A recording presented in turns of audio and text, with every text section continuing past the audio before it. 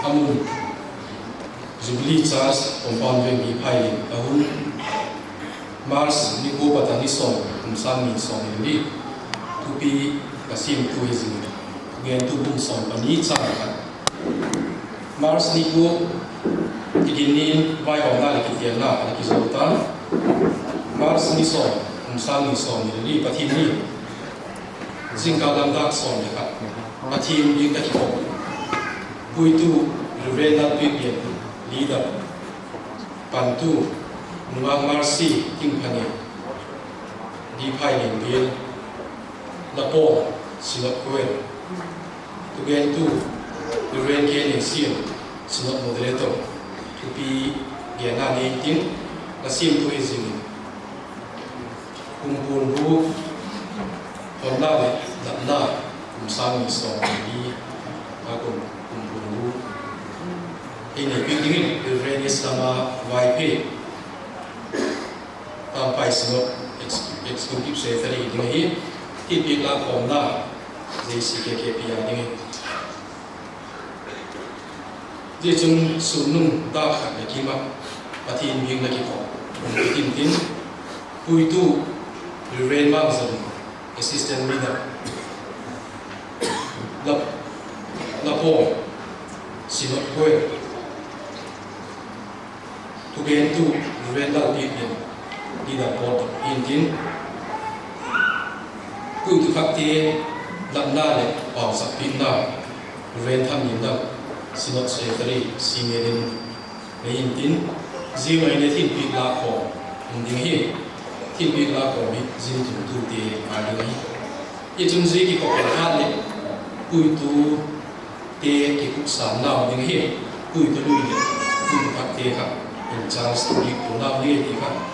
wa ke sa ke la i chun tu ZINGKAL na hin i ki baong ka mai sister sinok lam patat kham lai chan pi te conference dinga ila chiam te egum pan pi khiu MPYF le ZPYF te lam tu na chibai ibuku ji chun amao hin tu nak pi le khu nei greetings ei nei pi ling hiu amao kime he tu lingin ka ko dum zui le hin ke pe ba MPYF pata Thupi conference yung Puitu te yung Thupi le pan MPYF pata Vaihawmna tuhin ZPYF pati Vaihawmna into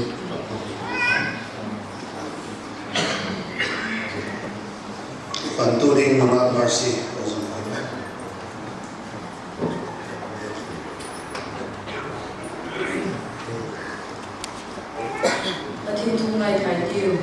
Thugentu kung som ni chang khat le chang ni Thugentu kung som ni chang khat le chang ni lahang dong lai ni hin a hun siamtu chu hezing in la ni phalo te ahung tun ma sang le ki ba na him him ka nei poi la ti na ding hun in ahun nai ma sang le ni sa hem ko fa ka hem thapi a hem le a se te a hem ahung thim ma sang le go sunu a sumbi a ki le ki lungo dalba la thui chen chi a ding ni ma zo be ta hem ma ka video ola ma ka chien e he bitu khovel hak sakna le moina tam tak te kala kama we president tuni hu nei le Christian Khanglai Board General Conference so le thu vena de mutheni in lalpa nang man man khata mai de le sim bi sin ni ngi ngi ba thu no de lo hi ba ba chien tu sun hu na nang ma be khom de ngal bi in thek tho khom khom na de wa hin nang ma la ka ga thim thowin e chen chin nang e hum po ding in le pan bi na ko to lo hi la Thugentu le Thugen te nge le bi te de ka pan zon lang la ba ma la kam sak khom le ka ngai tha de so se le nang ma la tha ga we ni chen chin le e bi tha ki ding in le ko to lo hi Christian Khanglai Board de ma ba na la ba se te tam tak te ka ne yo mi mal Kochuam le ban ta le so se chu le nang ma ga so ze the ding in le nang ma e pan bi ne bi nang Sibana chune lalwa Khanglai de ka khanglong lai no nang ma siamtu hezing nang ma ade ga lalwa kim tu hize the ding in le ka ga thim phowin e bowling e chen chi le bi in tu sun e ko ma de ko so se bol ki ka to ka ne nang ma de bi lang bangkim ka bo to ko to nang ma lo bi de di hen so se chu ka ka se su in ka do ni Oleh tu hin pathin sahina las dingin Singapore de auditing KIKHAWP dingin dan ka le greetings again people de omo ZPYF de mungkin masan divin so ta sune MPYF de akibatin greetings kian na and it's on this idea oleh tu hin Singapore pathin sahina seding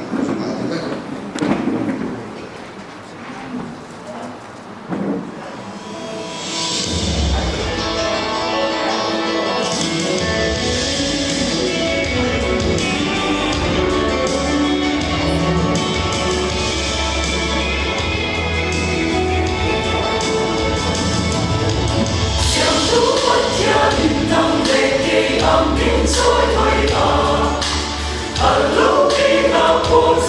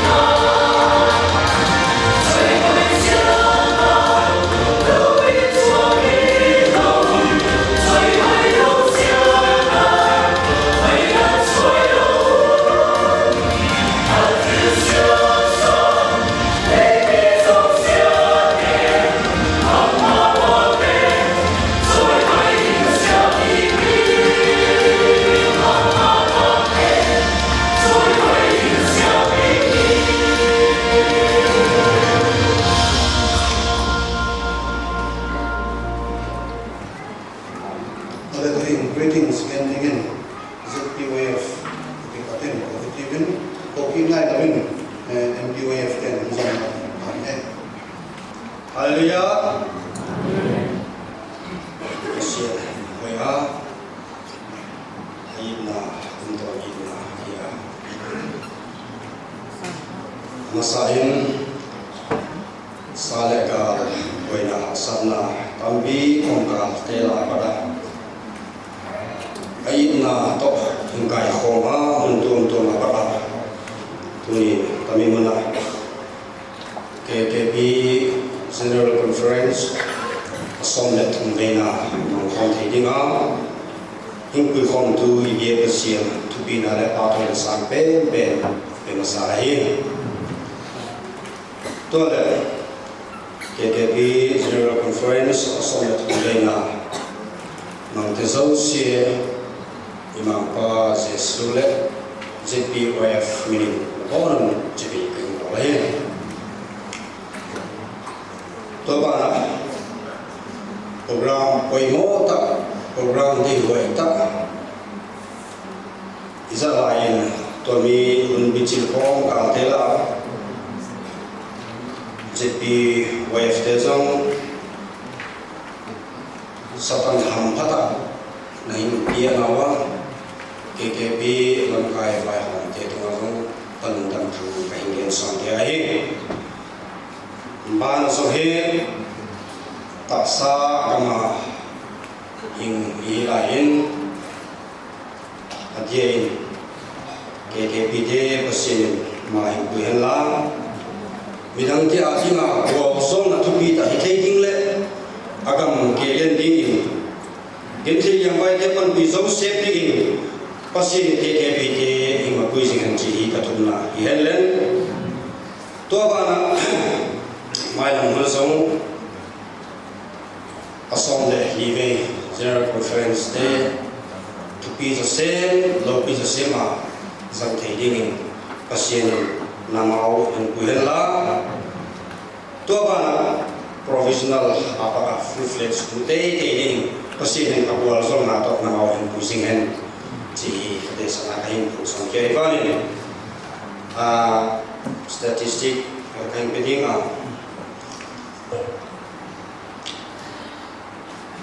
Statistics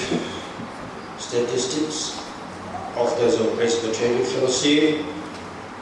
2023 number of branch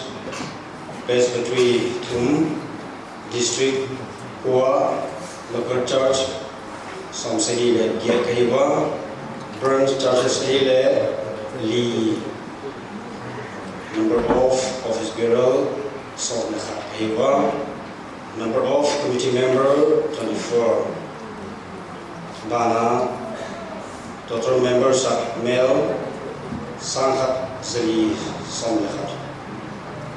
1411 KIKHAWP female 1073 Sanghat le Samsili Letum total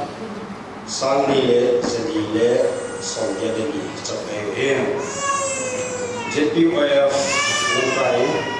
23-24 leader Reverend Stephen Kochuam assistant leader Siasin Keima Kahia secretary DVL Kamken Hanso Mazong Uncle Sontia Nuset Amang King Sareka Kahia Mahi secretary Wahia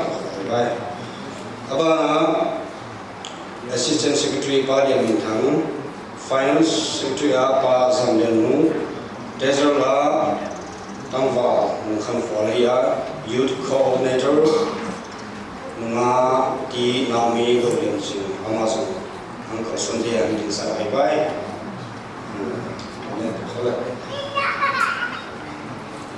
Abana Chief Charsa Reverend Samuel Executive Secretary A.R. Financial Statement Total income 13 lakhs 822 AR. Total expense 12 lakhs 30,989 AR. Balance 69,833 activities ahi Presbyterian Youth Fellowship in Amaban ding Hawaii getting ngay to na to high school project kaniwa wa hukru fenga blocks on the kaniwa wa to mi high school building project hi tuin ito pandel ahiya construction to na hi to mi pe snakura ko hi ano ra to hi chi ka ken kya aba na upcoming events ahi tarik som ni la Mars yang one day seminal Presbyterian Church zomi kroni ma meeting somwa to na hi paper ni gwanga kri ko Christian kang lai social media Dr. Western Roy Assistant Professor Tommy Amun Laksani Vaiguan ko paper tu ikam boy na le Christian kang lai ke dinmun ji topic khajan gwang ke wa million assistant professional Amun Laksani Vaiguan wa to bana pasien lem ahin sak dia ile 2025 January time gahi 68 General Conference Zanging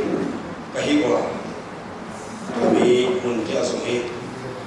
nozong pasien mina thei ki panding kahing che ahi ji tu again keno pasien ni KKPT wa tui hum basic Thailand report to CSL assistant leader GPYF tanjiang ke poti ba ki zong ta KKP leader te atho pui office bearer te committee member te the next official te sinata ho tu te zong tak te in huina ko pui mam tu local song te Manipur Presbyterian Youth Fellowship MPYF ayo in so Christa bingin chibai kapu kacheu in ko pui voice pathumna chibai ko na hun pang tura MPYF in so fangin along leya evena hian MPYF and secretary John D.Phailian and assistant secretary son mona tene and local ani kan leader he reverend K mona ani half no lama program poimo mantur ani fangin akala aya ki kalotinga he assistant leader kan pa so thama kani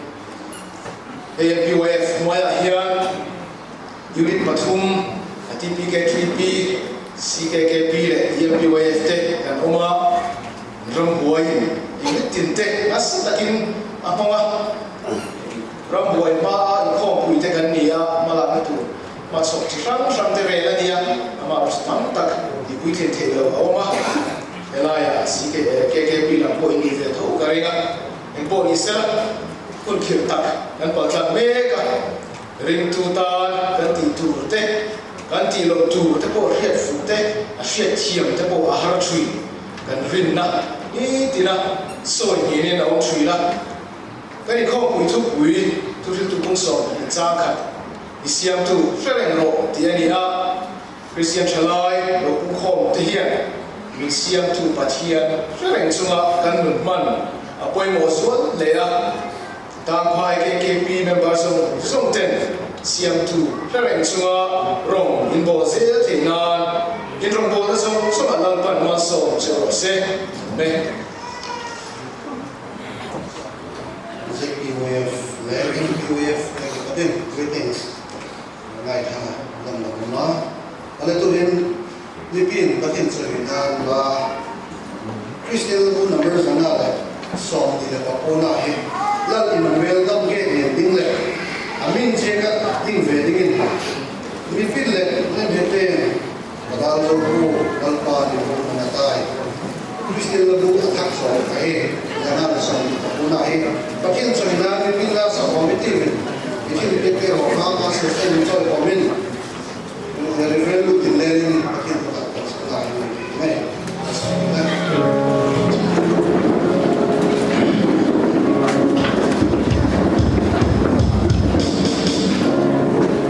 Ghiền Mì Gõ để không bỏ lỡ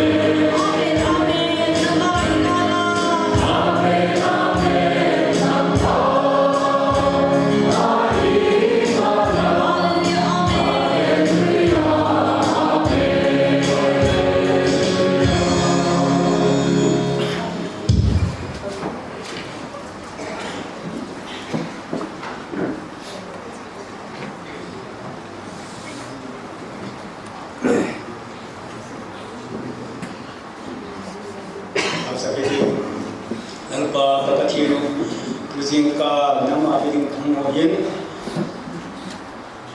sumna bani deu keimau taksa le pathage ding le kagamo ading kapek tak ningun nalpa abe thelo ding thilpi jingding pe theding hun phali ping nala sekile pa to genoi center ke kepi de macha ding ZINGKAL in kober sumna bani kang choi ko mo yete ohenan pa kober sumi male laban gam sum chasatin lang heimra som pegen lang khanglai te che to zel dingo macha khoi ka theding lakut thiam thobin kalal pau jesu minit bangla noi amen Alai ZINGKAL Thugentu ding he Reverend Ken Shil sina moderator he kagawan Thupi kai thaning sahiti we ma kun mang ding PATHIANNI Vaihawmna Thugentu Bungso Bakha ZINGKAL Thugentu Bungso ZINGKAL Azatale Timothy Thotkna Bumi Zaso Ani PATHIANNI Vaihawmna Thugentu Bungso Bakha ZINGKAL o khang lai lakhang dong lai ni ko hin limin la len lai ni hin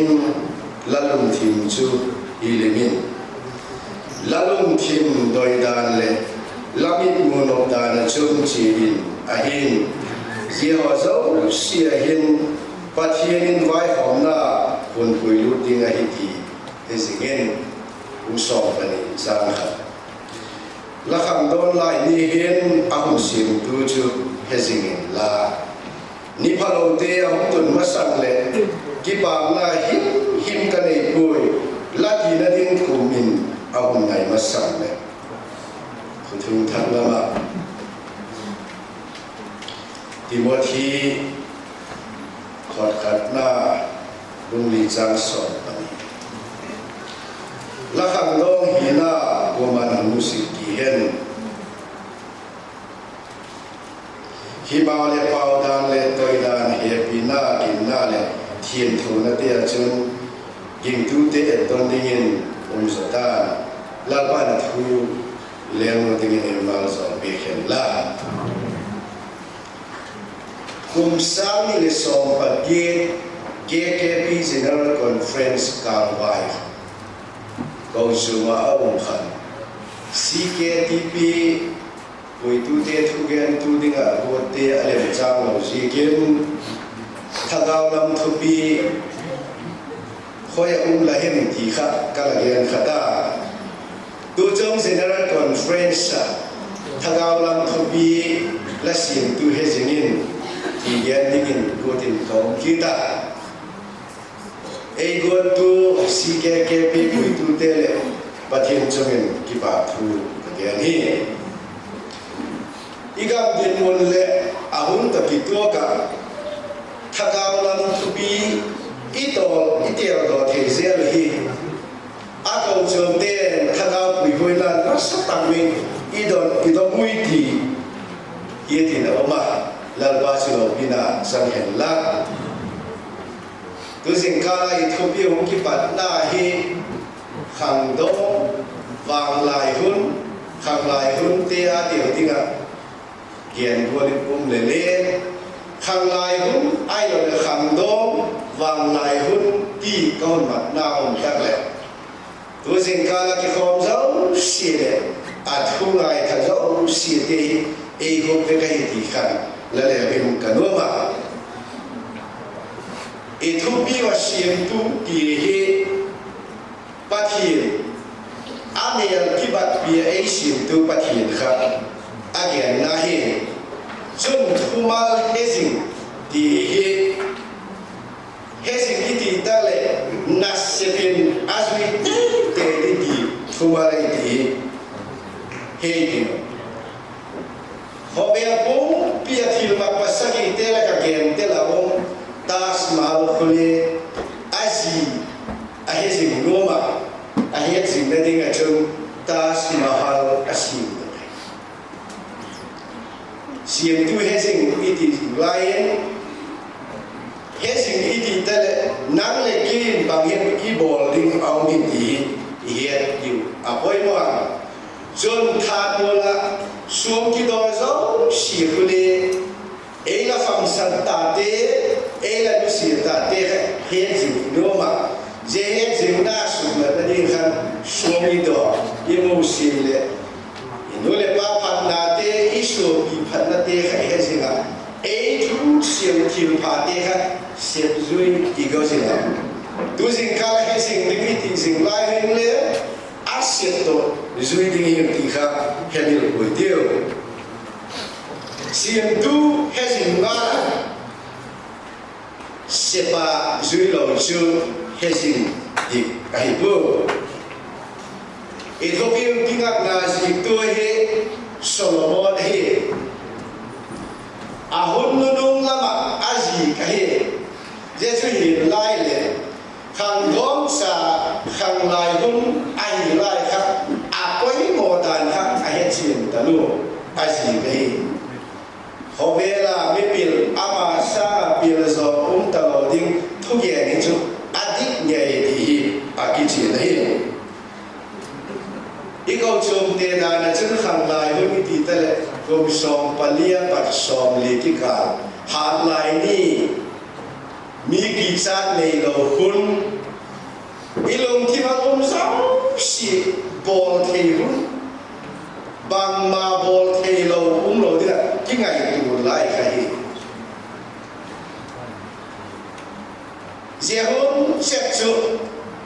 Solomon ni apoi modan hechina Jehon lai takachun la siamtu hezingin tadi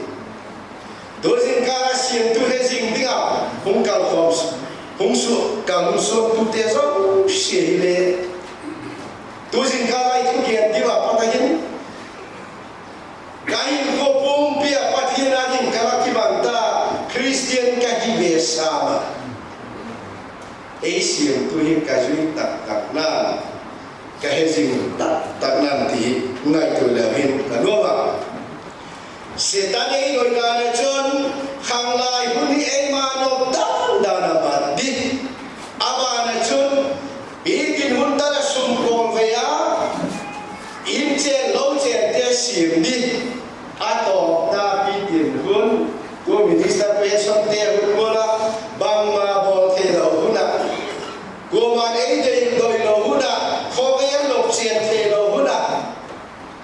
sa kolam bui pi ti ka setan boi da setan boi da su pi ting yo khawen ma le bai bulin wang khang lai hun pi tin hun le upat hun hi asiam tua dinga mang ding ei ti zedinga chon ka hu si la hi Bible đời đàn chun khun thùng tui kian hun rau siêu khá bakhat sa khale se tana din pe kiu la ha lai hun la pi tin hun in la ko mu pat no pa thi din la in na ala din tiang khan le ama he sing la ama din se din zedinga chun ka hun si hi pa thi din ibo ei siama Imato bang kimu ebi, ekanta, ekotua, enong cai indan zo, sim e control na kela yin, hukdam na isan na kimu eisin ika, lalpa sudah bina jangan la, nisilin koi ko saknatewa, e manobda na ito idan huntewin le, lalpa azamay dan ekanta. Hukdam i thei ding lampi asian biếc lalpa hian lo chung je chu bang tin chang thei din hi rem khang do mu na pathin he ta poi mo dan chu wo mu pa thun hi a ki hial ko la ngai a hi tai wo mu pa thunin hun haksa a hum ta mi phak lo na chu chu mo ta Solomon in le sin sana dingin gumu patuni chu min le hat talo pathin jare ke ko min hat malaya lida pa la hule ka ga sin thina la ho het na hu be ya het min na ki ne ha te lok lai pha relief ko hop lai thu ka gen zo ka chu ka kinga chu pa phone ko ki choi chap boi lu thôi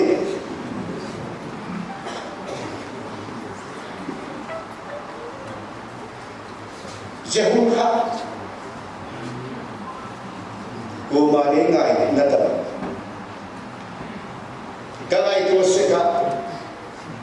som ka pension siam dei ti lai khe ma ta ta lo inin ki te la ji ba kum khai la su to me so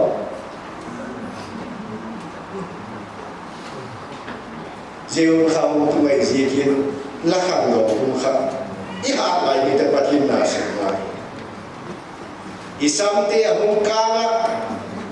sam bom lo in le le sot pa lo mo iu pan na I the lo mu ko ki lang tho thôi chứ ke le a hom lu lo ke kang ni kang ki de ye ka pen lo ke chứ ni dan hun gol kha ki zo ta lo at ni nai aba na chun I thang chao deu de tin I ha lai ni chong cha na I se zo de kha Guru pat mo le chu ni bang za thiên ta siam lai jete ho hung tun ma sang khan la siam tu hezing la thei pa to bin se mi nei tu khan lai hon mang fu lo mang hi mang pa chu lo I thu gen jing lai a ki sim bang za tum khadi lo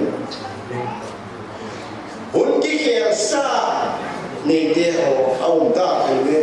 hangai conference apu te ho bang se khai I ha lai ni te pathian hezing ama mo bi le ama na sim na I mat lo ni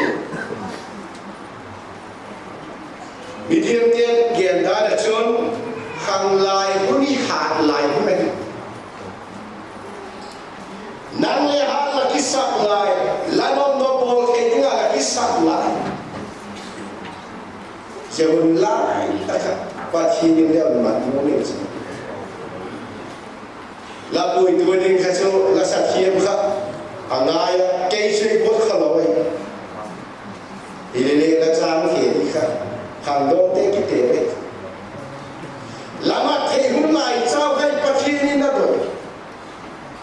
Peti pathin hezing ding ki sa diam ngai hun ai ki ki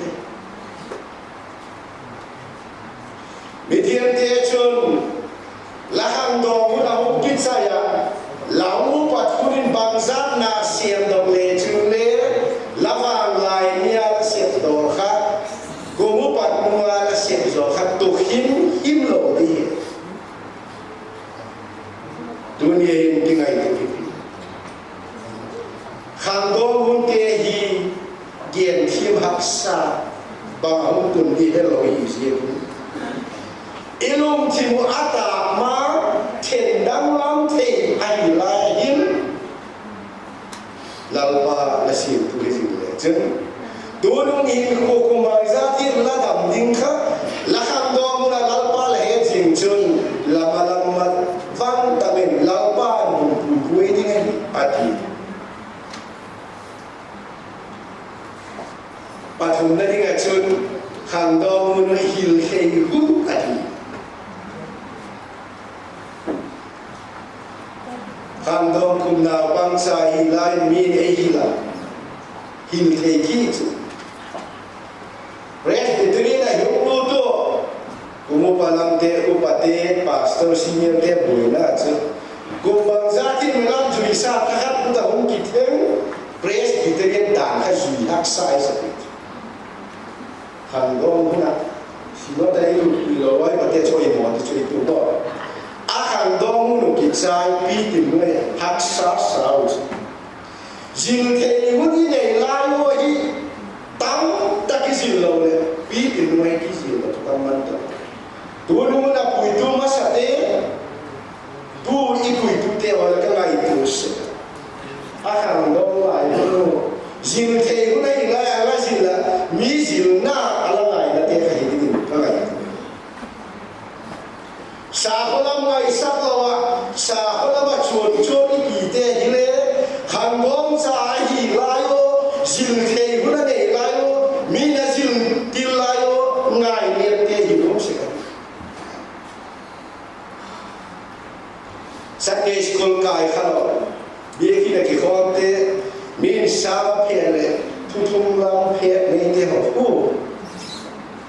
te hi diem zil thei u nei lai zil na ngai sak lo te hi lo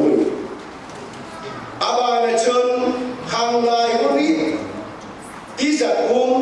dangerous years Jehun te hi kham thei mu le che bol no khunai jikin ki veng na ki KTP General Conference ICT Songgen Luhan Abullah Tigen Tiang lima habal Lehimo Tiang lima Binga habal Kaya zitu leng chu Hasan lihat koi nak Biang pule koi na lain ni chu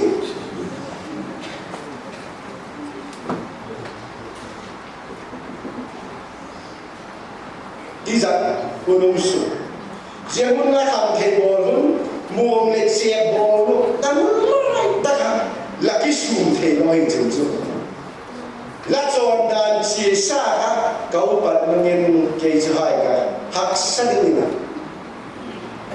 Mil pakat sadang satu dini ngacia, sama kena ajok tu kena. Tahu mau kasal jok itu lemang apik lu, dula bang ni.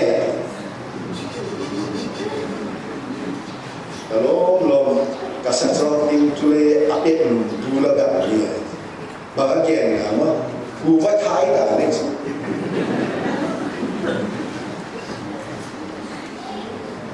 hadai tu si lot kau itu lasa tiang lo mama mereka isom fe lo bang tiang lo kasar itu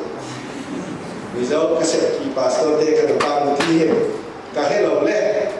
Aki zil pe lo se tu so mi mo le che ba ai sum lo ani ya ngati su ingai tu sinot ko de kale ye ki na tu la ha to ba mo cho so ta ba lo ba dia misora ko mi ba ka da ka sa thiam te ka ba misora ma la sa thiam te wa ta ma te hi mo le che ba ki su cho wi lo Puitu be adon ni sudah. Dan lo ini halo nasab. Til dijatu til lau belum lagi buat tiang koi ngai. Lampa hezing lo te cuci zon dia. Hidup tahu nak wakar sekian mulai dia tu. Siamtu le mo macam bolo di, ahin le bolo di, anu pada bolo kata le ahin nanti buat tinggi nubana bolo nanti ken ban kalau macam kain guna bolo kata jadi bang guna zodi kam tengok macam bolo pun macam kontrol itu apa ada cun kino telefon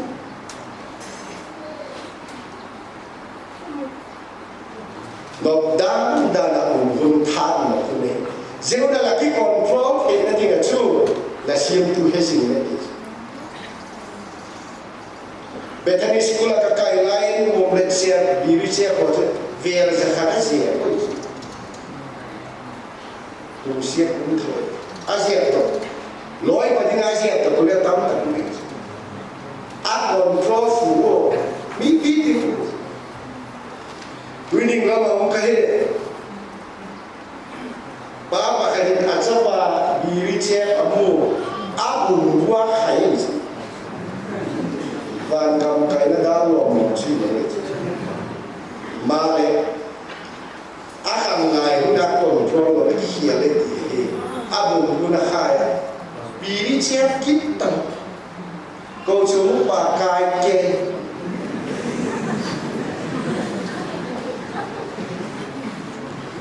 Biar ini jendang muda, boleh saya bolte hi ubat dia dah hidup hidup. Balai dia pastor pa ini cuma pas mai heru, pres dia ni ubat lingkin ni muda kita. Bang tikin ni akan lai muda kita kontrol orang tu.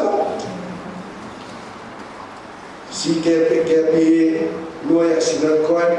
lagi hilo. Kau tu ni naik le cuma macam. Waktu lalu ni lagi tu,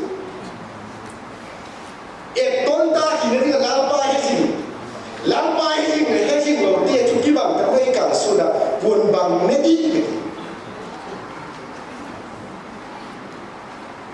ขันเด็กที่ไม่น้อยชอบกินอะไรกูครับ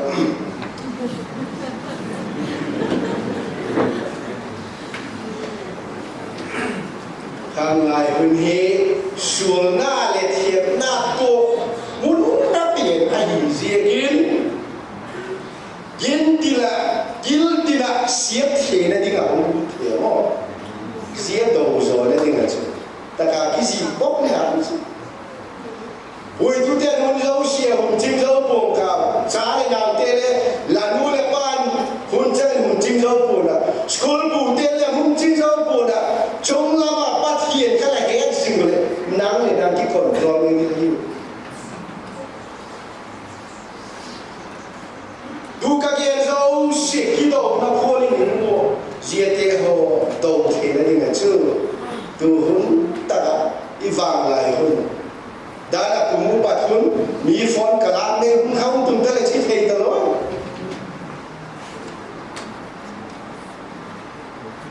ดูแลมีเทียมเตะจิลโดดานจนกุมุปัดหุ่นเละคริสต์เกียงจับเทน่าเปลี่ยนทั้งหน้า experience เลยอะตอมเดียวฮีนั่นเจ้าจุลีเนี่ยอีบางหลายคนเขียนหุ่นผาหุ่นเดียนเจ้าก็จุลีเนี่ยลายก็จะสอนดานผาสาขาเสเปลี่ยนด้านที่ใดอีลักษีมิจงสักสาขาเนี่ยลายก็จะอะไรอุไม่จุนหุ่นผาเราเตี้ยเอาตัวนี้เลยเจ้ากันเอเวียนดีหลังว่าอีสิ่งนั้นละนมเอาขับก็เกี่ยนหน้าเห็นไหมโซโลมอนขังดองหุ่นอัปทีนเฮียอัปไว้หมดแล้วสุด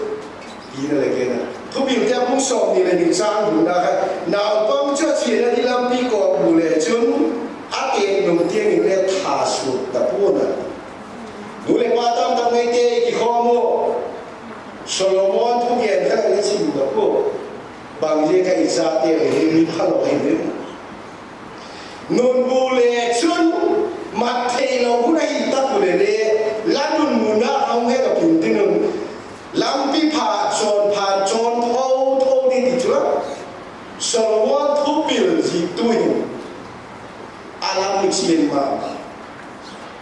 อีเวโกทุมันโลเดียวเอมาโดยลำให้เอาเงินเลยจุยโลบุคคลว่าทุบปีลทุกอย่างจุยก็ยังดี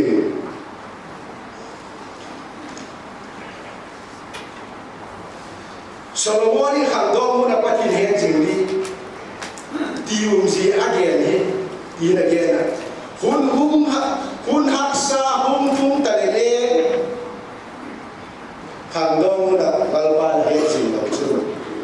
เราปัจจุบันนี้เห็นจริงเนี่ยกิเสียมพันเดียวต้มได้ดีดูแนวโมเสสเสียเนี่ยที่ที่ควรข้างหลังไล่เราที่นั่นเกจูก็ดารานุ่มก็ที่ที่คนในด้านปากิโตปีกับปีนทักกันดีคุณมาคัดจุดลงเลยปาที่นิจาสุเปตกิเลบันที่ดูคนนิจาสิลำบากสิขัดเวเบขังดองดิ้งหิเสียคุณอีขังดองมุ่งครับบางทีเราดารามังดิ้งหิแบบลำบากที่นี่คนละผมว่าเราไล่ที่เสียงพันนั่นเองหุ่นผาเอเพ็กซิกินปัจเจียนฉบับกินองค์แห่งล้านข้างในหุ่นปัจเจียนตัวที่บอกสิ่งเดียวจนคุยมินิสเตอร์เดียวผมว่าปัจเจียนเขาเลยเอาเงินตั้งโอ้ข้างในหุ่นปัจเจียนอันนี้ก็เสียมั้ง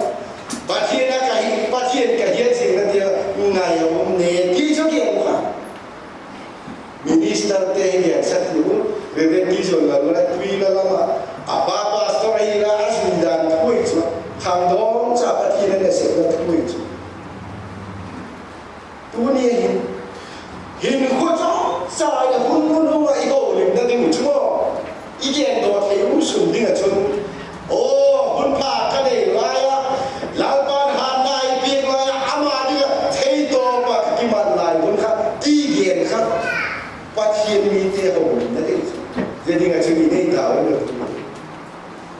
ani lo nei lo chen na ke kia lo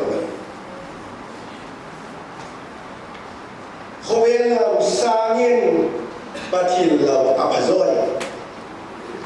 khovel ai pui set e ding loi le pai te lo sangin lang pa lawin hezing ti je chu si ding na lam pi Bikin kau sel dengan tingkat na foundation tu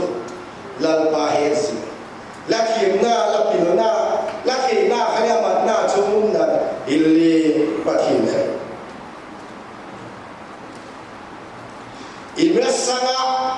hulung sel dengan til pala tu itu, zema apa lalpa hezing ini kai sel. Zema kerja ni.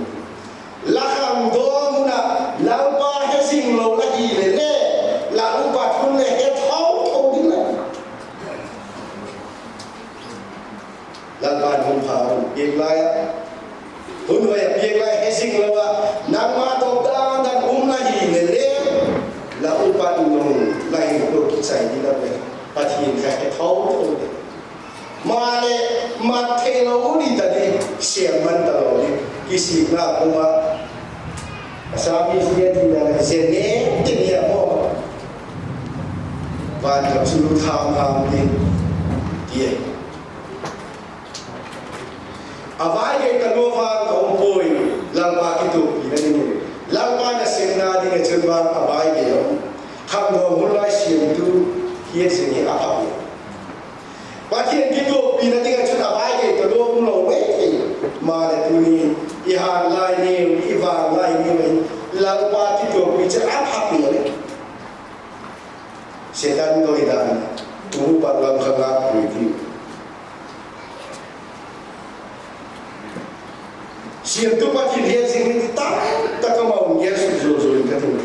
Lalim lai takin pathin hezing ni. Lalu ngai ni lalpa hezing ram. Bitau tak menunggu pangwal kingai ziak suicide ki bola bani ki thapte ku lungai na achan layo langpa hezing lo te hi me newspaper ni cheng sim la chu ama jatan mulakan nungap pangwal ki tha anu me ki tha la mo sang ki tha do ma chan ki tha tu ba ta mo chu alung ngai ni langpa hi lo chu hotel lo bina house ka te ka mani limna dingin kakingai tu zikan pelo tuni him lalum mainin Yesus Krista bel Lord inna ala sanonin nasim tu hezing 1997 ke UBS convocation kamat nalu HT sanglin IPS ka tawlo donna sim nan Karnataka DCP siaman bangati second hand to kaya siam miao sa tegurin kisay kaniya ko ngai ni HT sanglina DCP pension Karnataka state MP kai de pasan ki lagena IPS kamu training ka soil Biak-In sunga kaluta dulu pinka salami ni langwa lo pina chamda siat tamu cie ki kion ka sai ai la ki pa hon ta pen hen khaten khakan ango masak pen Kochuam pilene komsani pagetin isun tua kanwa dam poet ko lai ta kadang siat na mo athalo thakha Kochuam piek chu tak satu chu na di wei chu ei lo ke tom cha inu kan sa le kien ko maleh kanu chu abo linga bo me ilim na ki ba na pathin choi na ma mi diu ka ti sinoi ko te le pathin choi hoi na sa ke ya piek te ke pi Puitu te pathin ta le na piek te hoi lan pa lo pina ding ki ba na we Krista panglo ki pa na ye chu so tai loi khagen ti ding ka ngun khata loi cha ken na luta bang patong tat dia ma wale sa si ni aloi pa o pin khatta bang abo lo ni ti le apa ni na chiwa aloi pa pin khatta ki ga che juwa lo kon su lim na ki ba na I chan te ho hi bang di mang le khang lai bang lai ni la ba lo ni na su mang le tu mai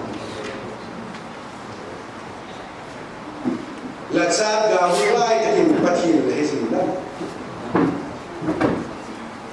so cha po rin sa ga na le ka thima hau sa da le ka thima tai le ba ta ka un da le ka thima la pa hezing na da yo I do zao siêu I do zao lo le I mason ngam lo hi la pa hezing lo ama pang lo I go lo is khang dong cha hi lai la pa hezinga ka so nu te la ken lai ti Samuel pathianni na ki ho pi khat kum so pa ni me pai su khat ve lo thum ve la na la pa na ki ho ki sa zo sai dunia ma bi ding au zo si te la pa ne ki ho pi ta le la pa hezingin ki sa zo na dia Lalpan sehin kaum hi tampau kau som le lagam le tadingin lalpan le kau nak kasani iti thei dia mo samo saber lalpa hisina lalpa o he asang is nang le ke bang tin sang ni seremi khale tu takiantu ahi khang dong lai khang ko na adon lai sun la masia thachun pathianni na chua tha tham lo ding a dia ba Amun na ban lam bui pi lo ding a dia da ngai tin na mo la na ban hun kha ki su lim ba nan ma ki khawo abana mari se sunu dinga bota na ba ngai tu le chu Bible kan ki chen ding sa ki ham sa hi lai ti je chui le chu ki chen ki ham ta ti dai ke pi ko so te da na chu kum som le kiet va la hi ka bi es ko ni te ke da ni le kim tu ma sa hi lo lai chu le te mu ke da chu mari ka le ku lo lai chu pathianni je sunu ding a bu lalpa hezing lo tale goti na un hel dia ngai tu so mi mari nge ile kham dong huna siamtu hezing hilo le jesu ki mong ding goti na un hel dia zosia khale heba ahum min tham kha kum so pasagi ahin khai Aswa piten aiti ko ai gupta gama aswa kunwel ka kum song wasaki khang do la pa hizing la tale bo ko sa tan me pi ka uma pot ki phare jinu so min si ding a mu ka uke mai la pa hizing zekin zo sia tu pathin na pang de zoi la pa chalo ina chalo la Nunga tang ma te ole lampa he jing le chon hezing le nunga tang wa na thien na tu ki pu lo dei zo sen do la lampa hezing la bit ta kaung theiling lampa ru ki ho pi la Timothy le pathin na siam tu na pam sa hi la kham do hi na pu man pu si ki hen an pathin na sim na ding hen Anau pang telu abo yum so pathian helo na siam te lampa na siam na ding office siam ni cha kum bit ye kum hilele siam dong te kum bit ye kum abo yum so chu lampa helo na siam te lampa se sunu zui so cha te ole abang lai aha lai ni khalal pa ako Kubu palam te Puitu apa nanti khai lo anu zui ni jing aha la salaman te Sugnu thiam tiap pun la chon ni te atel to Amun ubalam kha zesun bahol duklo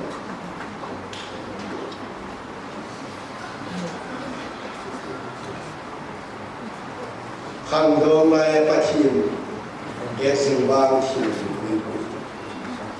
khang do cha pathin na siamtu Timothy nge khale bol chun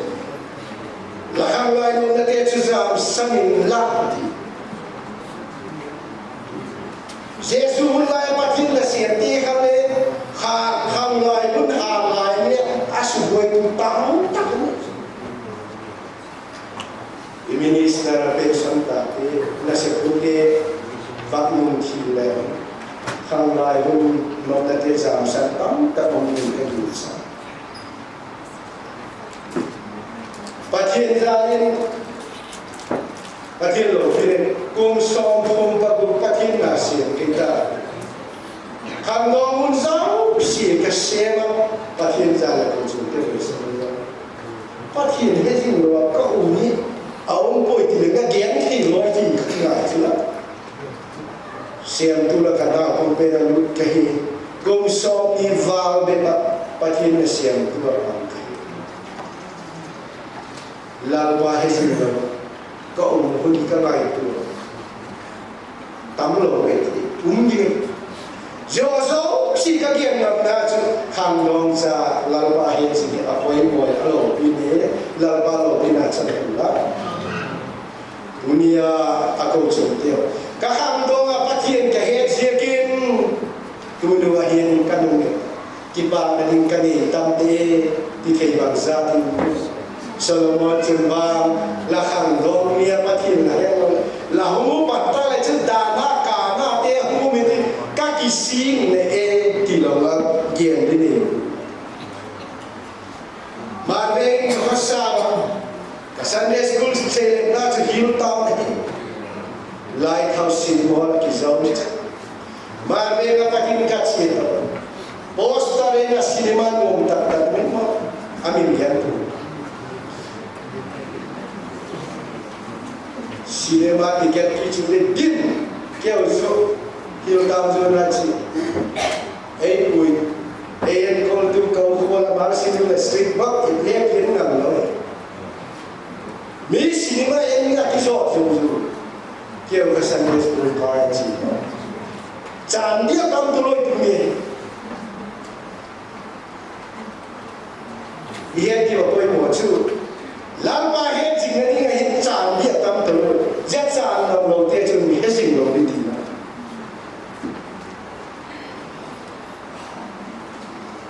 Lain tu cinema kini jangan kau jual kiri kan.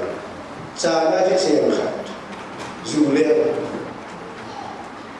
Kau orang bang mana la buat dia lawan su, alau kilo Jubilee abang Jubilee ken cara tu sah ni. Zosia si cik ipal gal khai le, ni kita jauh lo lai sedang mengatakan apa. Langwa hezing no bol kau pasti tu. Lahang lai nong dati aja zam saning adina lang pahet sini ni dal tuis lang pado lang bol ni dal tu bangsa kali ibol terapi kingai tu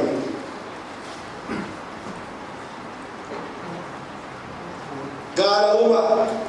gal apa isi gal apa isi wai vie se piote le relief material yang hoblai lau pai hezing rawa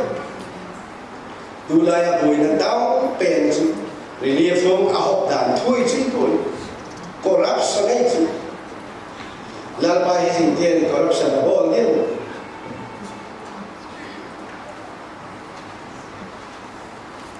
relief dom dan tele ngai thui lau pai hezing la dong kapute relief account hom tam ta aba bang dalai bu ka ti ina ko ke sumi za khai ka he ka chu ngam ko sang lo lai ni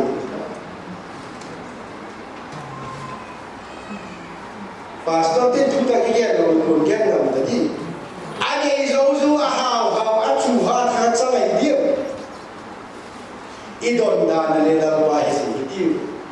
biak dan me lalpai sini galtai kita biak sini ini lalu siapa yang bangsa la petam biak kita lam KIKHAWP pujian tiada pilau lagi kita ini lalpai hezing Jubilee tiada pan kita sino to facing across senga asia dengan si Puitu lalpai hezing now tu ina siapa kilau lagi ini sangat kilau lagi ZINGKAL into a foundation ahoy lo le atau pu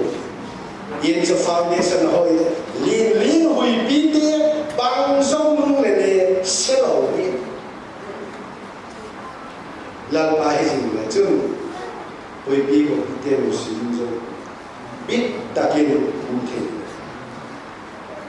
Zekobe ai chen sumoi limda te lungai na te haksana ti chung tu nge ti maleh azona tu lalpa hezing te a hechi hui lalpa ta hun mangkom tam te hechi hun phalo la ti pa mi ding him ka nei poi iti hun ding te o hi tung lo ni hi lalpa hezing chu ihun mantam te lalpan hun kha etik lai sihin etik sing lai lalpa hezingin ama dingin thei topin siamin pan lai ti lalpan thu masamian a chiti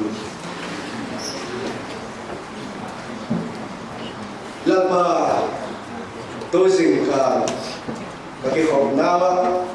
la thu ko dinga leigo te ho ko zo tan ko ma ta ki ti pa thu ge hi ka thu ge lu a de ta ma le ka lu thi mun a chi ko le ti bi tu la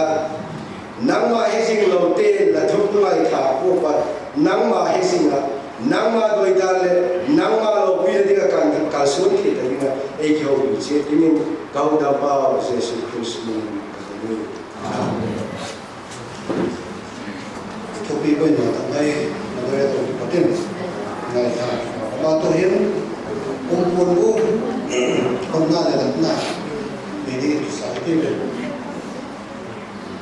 kon na le na ni pi ni he se se ko tre re ne sa ma bai to ni ma hu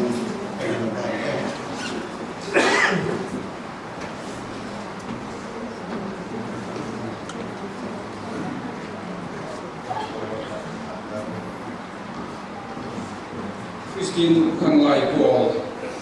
tum sang ni le song ni le pali kum bu dingan si le kapuhi Christian khang lai ko bimbal zosia dingan pathian mak song na dan na ni dingin lau pau Jesus ko ten sang binin ka hong hin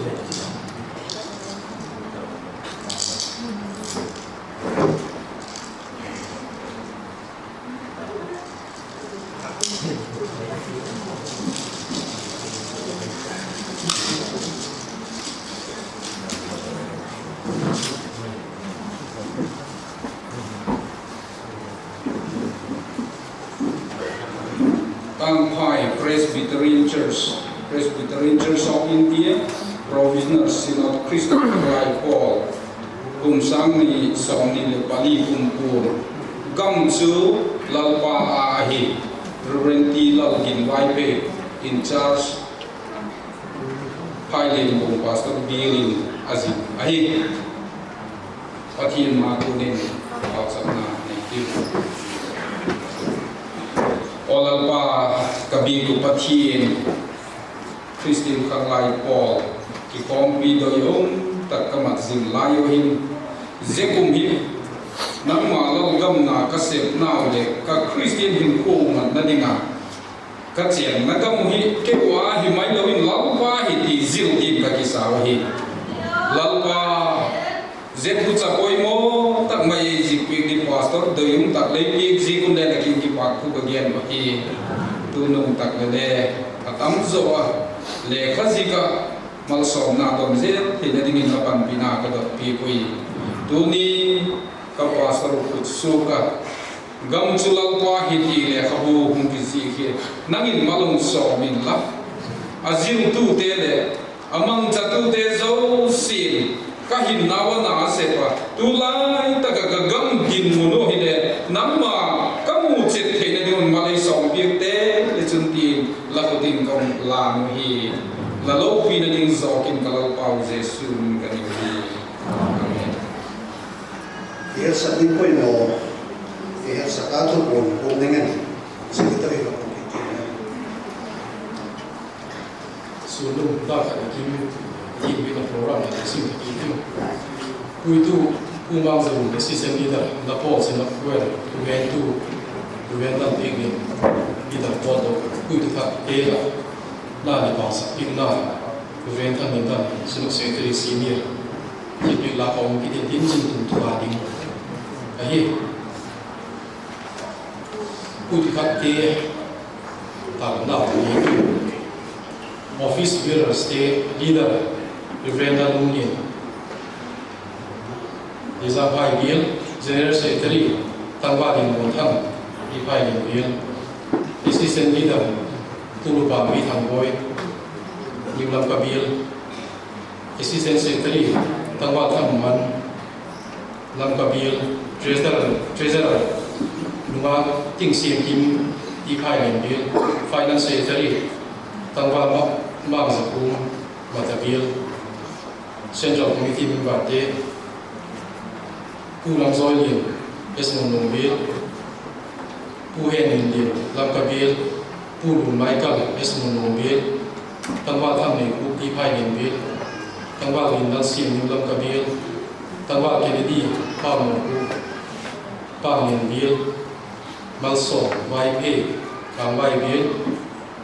tangwa James D.Phailian Bial tangwa S. Amun Bial tangwa Sugnu Bial tangwa Zoel Bial tangwa Kangwai Bial Nunga Kim Some Bial Nunga Ning Chong Sugnu Bial Makte Kitêlna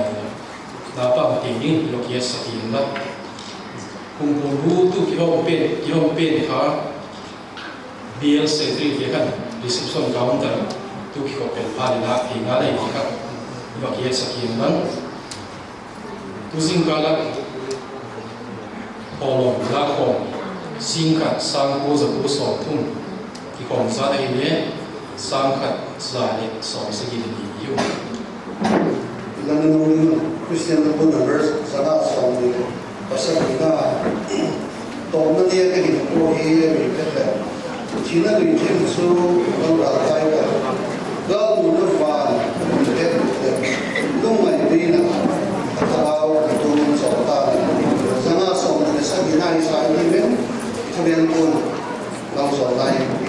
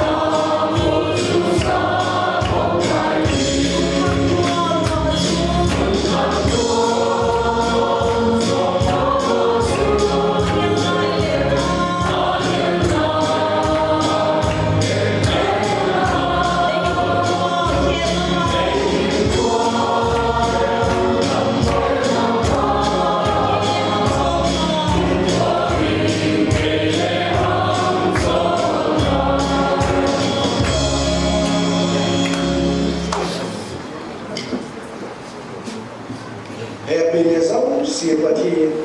akong tung lo pina chandinga Krista au ko tu kenga chon ako chong te ki patin thili thena te lo pina te khuksa kin ro hella a thu thieng tho i ngai tha no lalpa hezing the dile ataka him pi the ding a thagau thieng tho pina kai hoina le mal so na doi mong tak chu ako chong te chongin tu le kum tu ye bukin musik ta hen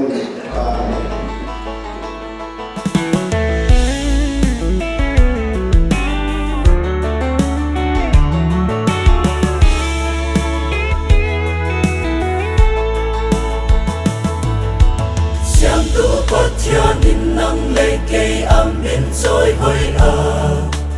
allo pina puang za tu ding in ei siam ahin in na dam na in ei sung un amin lo pi chu sim ne nei lo in la hoi lem in choi hoi iti choi hoi ziak lo pi chuam hilo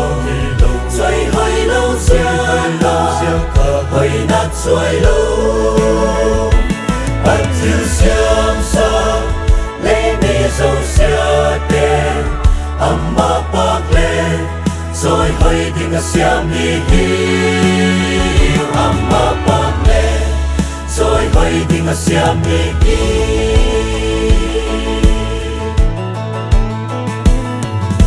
siam tu choi hơi na la sắc nan ka tam sung hun hi thei to pin mang ka amma ei tan pa BIAKNA patak pathian sa ngai na le happy na adim soi hoi ing ting lung gil zosian apak la sangka soi hoi ziak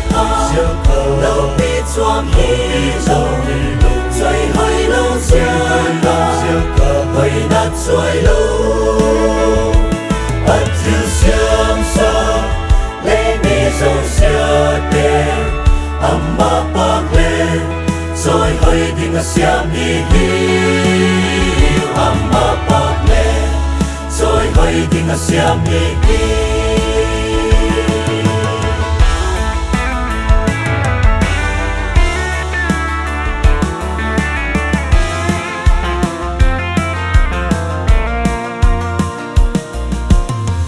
thâu xia ca thiang thâu lal pa choi hoi ding hi len amma choi hoi na tua la hin ke ei do lo di ka he na zosia to happy a ke ei pom tu mil me na dim thiang thâu lal pa chu choi hoi ZINGKAL choi hoi ziak lo pi chuam hi choi hoi lo ziak hoi na choi lo bắt thiếu siam sa lê mi zosia te amma bak le choi hoi tình siam hi amma bak le choi hoi tình siam hi